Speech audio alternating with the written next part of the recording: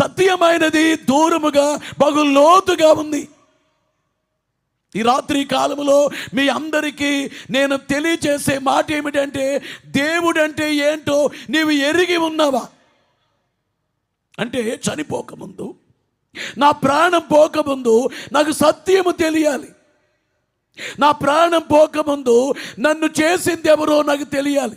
నా కాళ్ళు, నా చేతులు, నా అవయవాలు, ఈ భూమి, ఈ ఆకాశం, ఈ సృష్టి, ఈ విశ్వాన్ని ఎవరు చేశారు?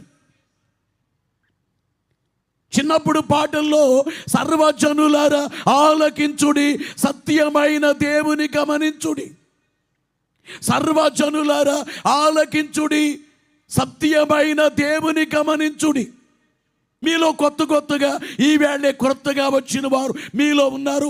మీకు తెలియజేసే మాట ఏమిటంటే, దేవుడు అంటే ఏమిటి, ఎవరు దేవుడు, ఎలాంటి వారు? అందుకే నేను అంటాను, దేవునికి లక్షణాలు ఉండాలి. ఒకటి ఏమిటంటే, దేవుణ్ణి ఎవరు కలుగు చేయకూడదు. దేవాన్ని ఎంతటి నీవే ఉన్నావు అనేటట్లుగా ఉండాలి. దేవుడు అంటే మహాపరిశుద్ధుడై ఉండాలి.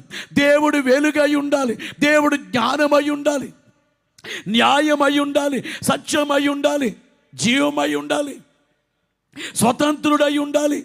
అందుకే నేను అంటాను, నీవు నమ్మిన, నేను నమ్మిన యేసుక్రీస్తు ప్రభువారిలో ఈ లక్షణాలు లేకపోతే, ఒకవేళ లేకపోతే, యేసు ప్రభులో లేకపోతే, ప్రభు వారిలో ఈ లక్షణాలు గాక లేకపోతే ఈ రాత్రే విడిచిపెట్టేయండి.